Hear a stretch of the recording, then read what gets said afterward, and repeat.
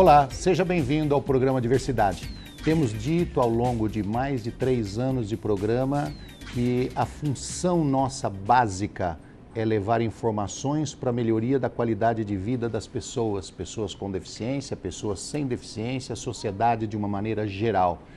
E é um orgulho para nós quando nós trazemos inovações, coisas modernas, coisas que melhoram aceleradamente a capacidade de inserção das pessoas com deficiência na sociedade, no mercado de trabalho e aí por diante. Para falar sobre isso, sobre inovação, sobre método inovador, nós vamos conversar com o Ricardo Wazima. Falei certo? Isso, exato. Tudo bem com você? Obrigado por me receber aqui hoje. O Ricardo Wazima é gerente do projeto PIPA. Isso. Então você vai explicar o que é o projeto PIPA. O PIPA é o Projeto de Integração para o Autista. Né? Ele faz parte da Beneficência Nipo-Brasileira de São Paulo, né? E é uma instituição de saúde especializada no tratamento da criança autista. Né? Mas diferente de outras instituições de saúde, né, nós utilizamos uma metodologia japonesa. Né? Então nós temos parcerias com o governo japonês, né? Para quê? Para implantar no Brasil um modelo que é a realidade no Japão. Né? Você deve ter conhecido pelas reportagens sobre como que é a escola no Japão, como que é a educação japonesa, onde as crianças, por exemplo, participam da limpeza na escola, participam do processo da refeição, né? Ou seja, a escola japonesa tende a formar cidadãos. Né? Infelizmente, no Brasil, me parece que existe uma limitação, né, da escola focando na transmissão do conhecimento. E toda a questão comportamental, né, é a cargo da saúde. Por isso que, no Brasil, né, o PIPA ele se tornou uma instituição de saúde utilizando essa metodologia educacional. Né? A gente fez essa formatação para um modelo de saúde. Né? E isso trouxeram para o Brasil para inovar aqui. Exato. Né? Ou seja, a ideia, né, é de oferecer para a criança autista, né, um tipo de tratamento em que efetivamente ela é incluída na sociedade. Né? Então, é um tratamento em que, por exemplo, a gente não cria situações artificiais nesse tratamento. A gente reproduz situações muito próximas do que ela vai encontrar na escola, do que ela vai encontrar nesse cotidiano que ela vive. Né? Então, deixa eu ver se eu entendi. Vocês pegaram mais ou menos o modelo educacional do Japão. Exato. E transmitiu isso para uma questão da medicina, uma questão de tratamento físico. É isso? Uhum. Então, o mesmo modelo. E isso deu certo no Japão? Na verdade, assim, o que a gente acredita, né, é que, geralmente, nesse modelo médico, clínico, né, a criança está doente, a criança é autista, então ela precisa ser tratada. O foco é na criança. Né? Sim. Na forma como a gente pensa, não é a criança simplesmente que deve ser tratada, são as relações que ela estabelece ao redor que são importantes para também promover essa mudança. Significa o quê? Né? Que a mudança precisa ocorrer primeiro nesse entorno. O primeiro entorno são os pais. Né? Se os pais, por exemplo, veem a criança simplesmente como um doente, como um deficiente, e acaba não conseguindo perceber, né, toda a potencialidade que ela tem para desenvolver, né, essa criança vai deixar de desenvolver esses recursos que ela tem disponíveis. Então, por isso que o tratamento do PIPA começa pelos pais. A gente precisa, dentro da nossa instituição, de pais que sejam parceiros, que trabalhem junto com a metodologia que a gente desenvolve. E né? Depois vai ampliando. Outro espaço que a gente precisa também agir para promover essa mudança é na escola. Né? Por isso que a gente vai até a escola vem até o PIPA, né? A gente está oferecendo capacitação para professores da rede pública que estão atendendo as nossas crianças para poder compreender de que forma lidar com ela. Né? Mas aí existe uma resistência, né, Ricardo? Porque eu estava até pensando, quando você falou do modelo japonês que forma cidadãos, né? Então lá não existe a menor preocupação da sociedade e principalmente da imprensa, porque a imprensa é muito culpada disso aí. muito culpado.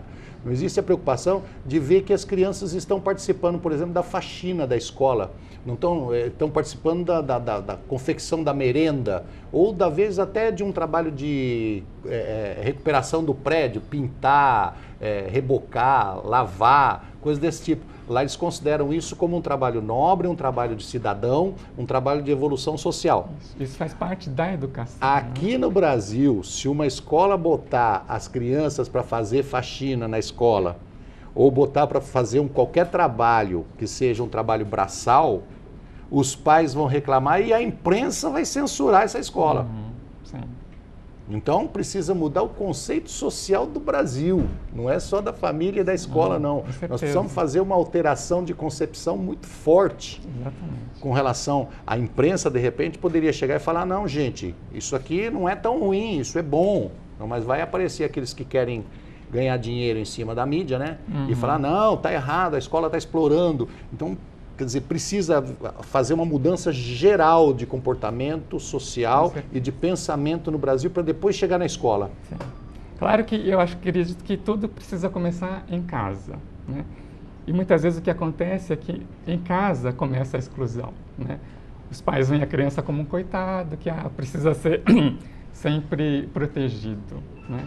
E não inclui a criança dentro da rotina, né, desse dia a dia dela. Na prática, por exemplo, as crianças do nosso projeto, né, por exemplo, se os pais estão fazendo a comida, né, não vão deixar a criança simplesmente com um brinquedinho enquanto vão fazer as tarefas. Inclui essa criança dentro dessa rotina, né, dá um paninho para ela limpar algum móvel, né, dá alguma coisa para ela participar por exemplo, na confecção da comida, por exemplo. De alguma forma, inclui ela dentro dessa rotina diária, entende? Por exemplo, se os pais vão passear, mas precisa lavar o carro, dá um paninho para esse menino, né, se sentir parte, né, dessa processo. família. Né? Ou seja, para a criança, isso não vai ser visto como trabalho, mas como diversão. Por quê? Porque ela está sendo incluída, está fazendo parte, né, dessa rotina com as outras membros da família. Por exemplo, na nossa prática, a gente vê que a criança fica muito contente que fez junto com os pais uma gelatina, né? Viu todo o processo, como que é feito, participou, né? Colocou na geladeira e depois viu todo mundo comendo e recebeu elogios por isso, né? Então, esse tipo de interação, desse momento que se cria em que a criança se sente parte, né, do grupo e se sente recompensada, elogiada, né, é um ganho de autoestima para essa criança, né? Ok. Eu queria frisar que o projeto PIPA é um projeto de saúde. Por quê? Porque nós estamos falando muito de interação comportamental junto à família, falando a respeito de escola, né, do modelo de ensino japonês. Então, a pessoa que está entrando agora na TV Câmara e acompanhando essa entrevista vai pensar que nós estamos falando sobre educação. Não, nós estamos falando de um projeto de saúde. E no segundo bloco, nós vamos explicar direitinho o que isso tem a ver com o projeto de saúde.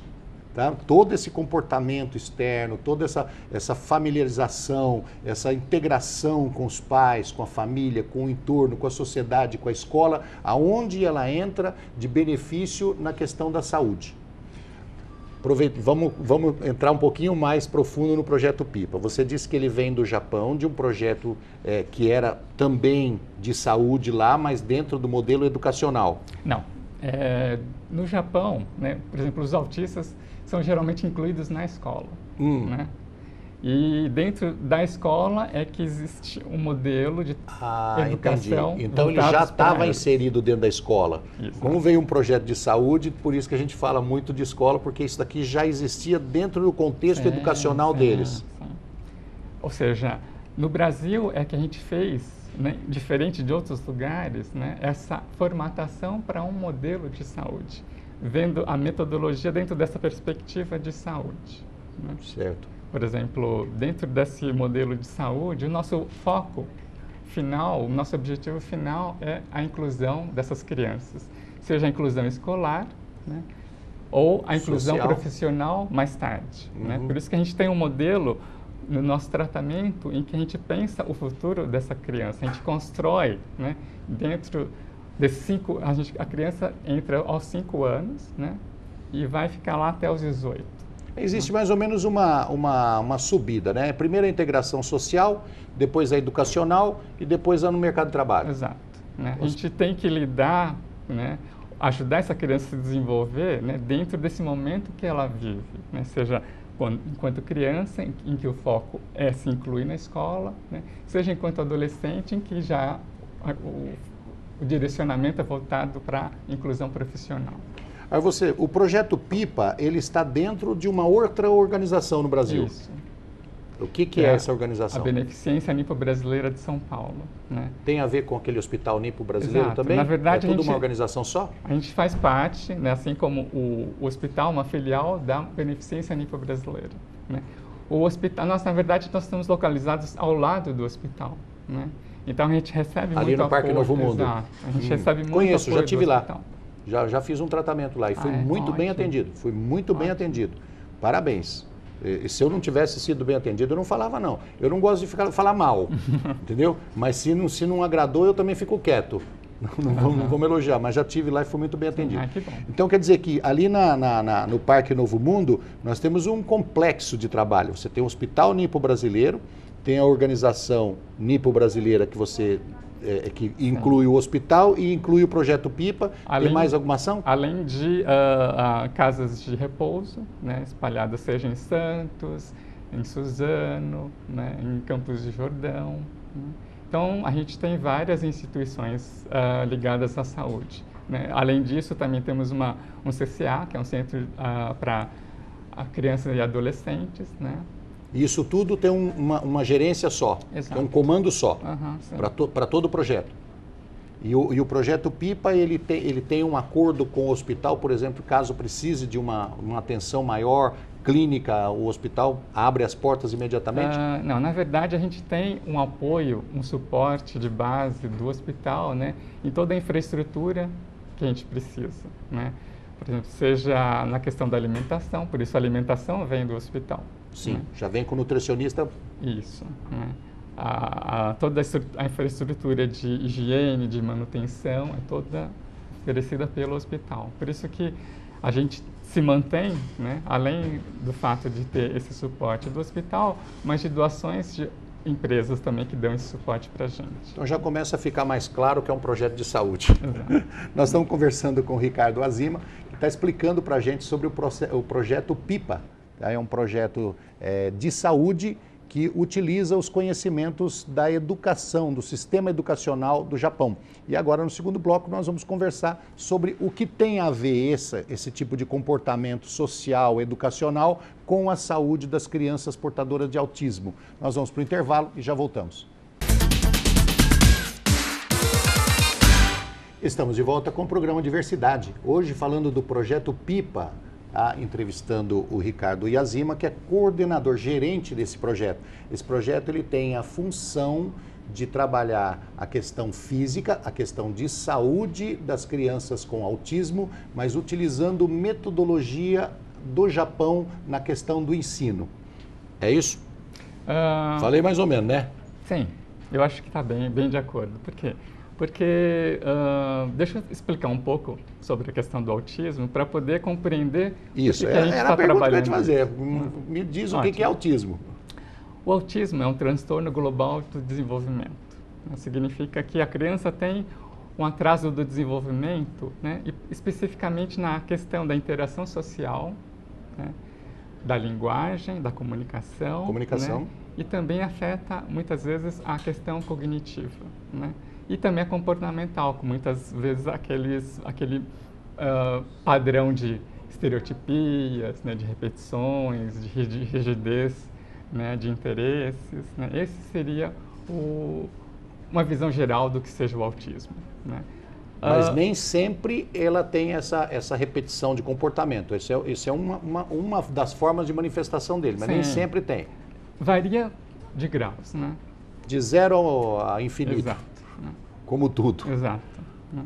Então, só que a gente trabalha com crianças de médio a severo. Por quê? Porque a gente acredita que num grau leve é mais fácil que a criança seja incluída na escola. Né?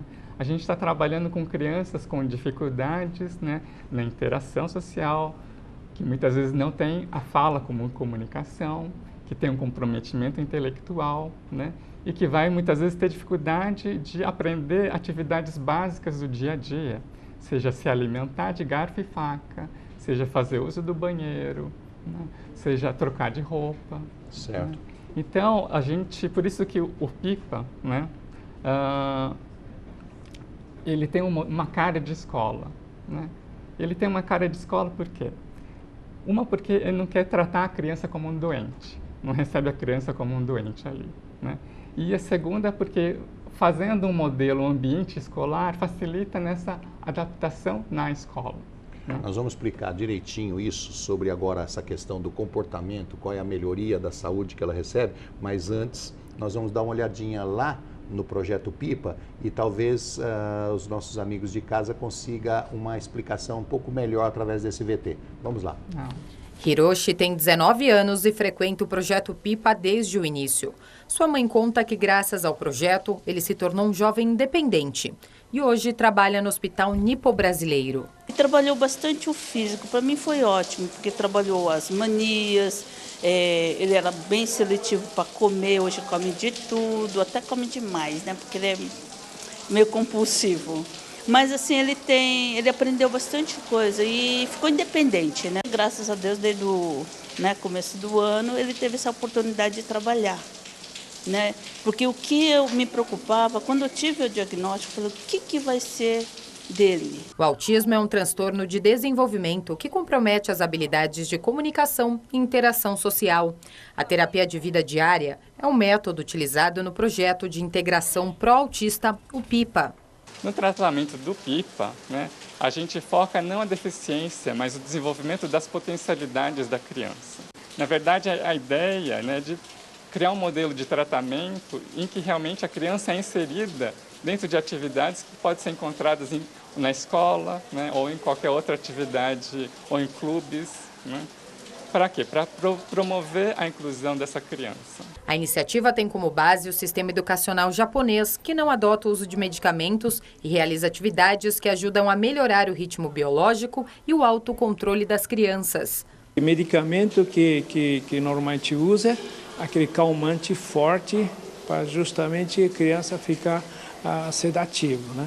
E nós não usamos esse remédio. Crianças entre 5 e 9 anos podem ingressar no projeto, mas podem permanecer no PIPA até os 18 anos. Hoje, 42 crianças e jovens são atendidos pelo projeto.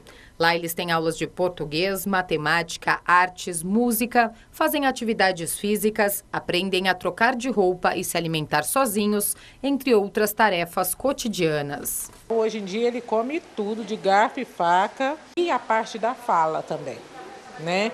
E ele começou assim a falar muito mais do que, né? Porque ele sempre foi na fono, né? Então, a partir do momento que ele entrou no PIPA, foi que ele começou a falar assim, mais. As terapias que ele começou a fazer aqui deu um resultado maravilhoso, é um resultado muito rápido, porque tudo no autista é muito devagar. As terapias que a gente faz, aí você fica um ano, você não percebe muita diferença, e aqui você percebe um resultado muito rápido, assim, em questão de semanas. O projeto é mantido pela Beneficência Nipo-Brasileira de São Paulo, com o apoio da Secretaria Estadual da Saúde. Terapia de vida diária, a criança que é autista e orientando, e professor e a família que apoia, muito fica evoluindo, a criança melhora. Ô Ricardo, nós vimos no VT que foi apresentado agora uma coisa que chama atenção. Uma das pessoas entrevistadas, eu não sei quem é, que ele é médico, que falou que não existe remédio lá dentro.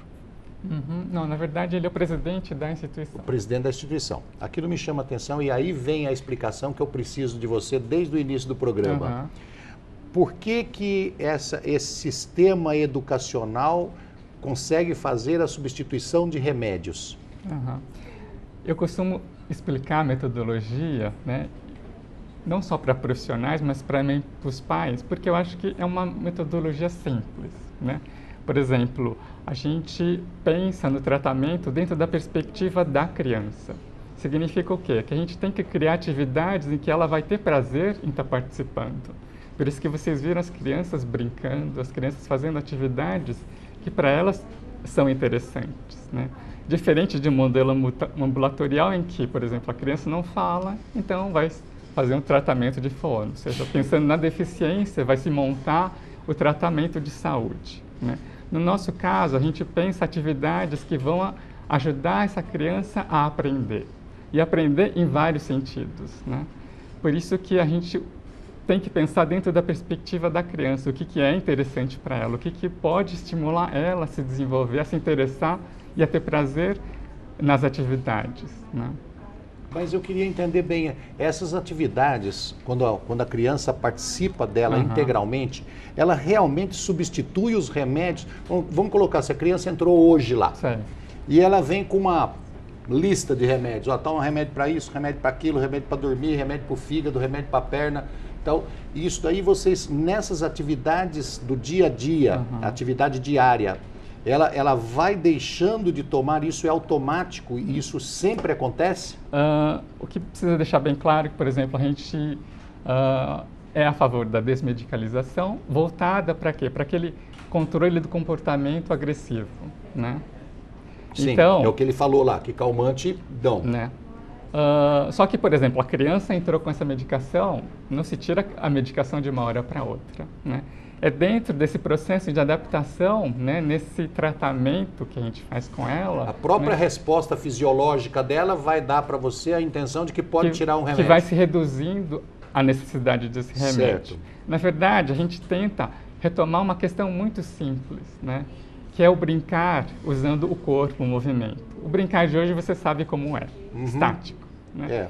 E quando a criança dentro do quarto, na frente do computador, ele brinca ali 24 horas por dia, 365 dias por ano. Isso daí, se os pais e essas crianças soubessem o mal que estão fazendo para o futuro, seria, né? Eles não fariam isso. E, por exemplo, na sua época, o brincar exigia a outra criança. Não teria sentido brincar de bola ou de esconde-esconde, de pega-pega sozinho. Então, você precisava aprender regras de socialização básicas para ter amiguinhos para a brincadeira acontecer. E existe uma comprovação de que essa brincadeira, de que essa interatividade vai substituir remédios? Eu acho que, pensando, por exemplo, em cada um de nós, que quando a gente brincava, né, todas essas brincadeiras, a gente se exercitava sem saber. Por exemplo, a gente sentia sede, sentia fome, sentia sono, a gente regularizava o organismo da gente, né, sem estar percebendo isso, estar se divertindo, se envolvendo nas atividades. Certo, agora a gente acredita que a criança, né, retomando esse brincar que envolve o corpo, né, ela vai gastar energia, né? Ela vai diminuir o estresse, a tensão, ela vai poder voltar para a sala muito mais tranquila para poder estar absorvendo melhor, né, e participando das atividades com outras crianças. Por exemplo, nessas crianças de hoje em dia que ficam o dia inteiro com o celular ou com um videogame, para onde vai essa energia acumulada, né? Quer dizer, o corpo nosso Bom, dizem que 99,9% das nossas doenças são originárias do psicológico, né? Ela tem um fundo emocional, sempre tem. A partir do momento que você coloca isso em ação, faz com que a pessoa tenha um gasto de energia, uma regularização de tempos durante o dia, faz com que o organismo funcione bem e, obviamente, ele começa a funcionar melhor. Sim. Só que no caso da criança autista, a gente precisa estimular essas atividades acontecerem, né? Ô, Ricardo, quantas pessoas você tem? 42, né? Sim, 42. Tem vaga? No momento, não. A gente está com todas as vagas Isso é uma pena. compreenchidas. Quase todo mundo que eu entrevisto aqui, que tem uma instituição que cuida de pessoas com deficiência, está lotado e com fila. Precisamos de mais. Precisamos de dar apoio. A boa notícia, né, que talvez não seja de forma imediata, mas é que a gente tem um apoio do governo japonês, né? Para quê? Para que esse projeto possa se expandir. Fila de espera tem? A gente recebe muitos pais que querem conhecer o PIPA. Mas vai, né? acabar. Vai acabar a fila de espera. E você sabe que uma coisa que eu percebo é que muitos pais ficam contentes de estar visitando a instituição, por quê? Porque abre perspectivas. Sim, isso é uma grande ideia. O filho não está lá, não participa dos 42, mas os pais podem ir lá, ver a metodologia e começar a aplicar em casa. É isso? Então tá bom. Se você quiser conhecer o projeto PIPA, você pode ligar para DDD 11 26363894. Fica próximo ao Hospital Nipo Brasileiro, ali no Jardim... No Parque Novo Mundo. Parque Novo Mundo. Zona Parque Norte. Novo Mundo. Eu conversei com o Ricardo Wazima, que é gerente do projeto PIPA, explicou para nós uma forma diferenciada de tratar as crianças portadoras de autismo, ao qual eu agradeço o trabalho e a sua vinda aqui. Eu que agradeço. Obrigado. Obrigado. Obrigado a você de casa que esteve conosco no programa Diversidade. Nós te esperamos na próxima semana. Um abraço. Até lá.